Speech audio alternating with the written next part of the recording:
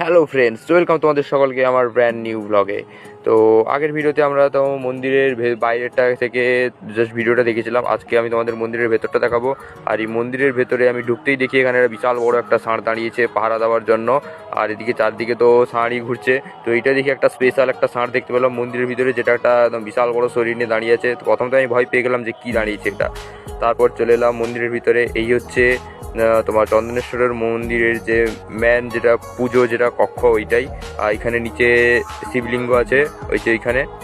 তো তারপর মন্দিরের ভিতর থেকে বেরিয়ে আমরা বাইরে চলে এলাম। তো বাইরে একটু ঘুরে নিই। তো এখন পরিবারের সবাই একটু মন্দিরের ভিতরে ঘোরাঘুরি করছে, দেখাদেখি করছে, ঠাকুরকে নমস্কার করছে। তো আমি ভাবলাম চলো আমি এই সময় একটু হালকা করে ব্লগ বানিয়ে নিই।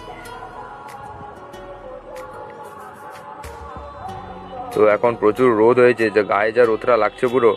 আর এখন আমি চলে এসেছি দুর্গা মন্দিরে। এইটা হচ্ছে শিব মন্দিরের পাশে যে দুর্গা মন্দির এইটা। আর এই হচ্ছে ওখানকার দুর্গা প্রতিমা। তো এখান থেকে বামন ঠাকুর দেখি একদম চন্দনারা নিয়ে বসছে পুরো তো টিকা দেওয়ার জন্য।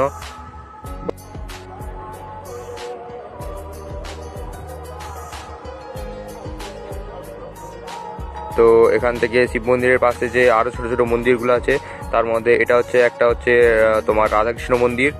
এই যে ভেতরে রাধাকৃষ্ণর মূর্তি বসছে, আর সাইডে ওগুলো কী মূর্তি জানি না ওগুলো। তো পাশে আর এটা একটা কি মন্দির আছে, চলো এটা একটা দেখে আসি কি মন্দির। ওটা ছিল রাধাকৃষ্ণ মন্দির, ও পাশে ছিল দুর্গা মন্দির। আর মাঝখানে যেটা ম্যান হচ্ছে ওটা হচ্ছে শিব মন্দির। আর এপাশে কি মন্দির আছে চলো দেখে নিই। এটা কি মন্দির? এটা হচ্ছে তোমার জগন্নাথ দেবের মন্দির। জগন্নাথ, বলরাম, সুভদ্রা দেখি এখানে ভেতরে আছেন। এই যে এটা হচ্ছে জগন্নাথ, বলরাম, সুভদ্রা, তিন মূর্তি। আরও এখানের পাশে একটা মন্দির আছে ছোট করে, ওটা কি মন্দির দেখে নিই। এই যে এই মন্দিরটা।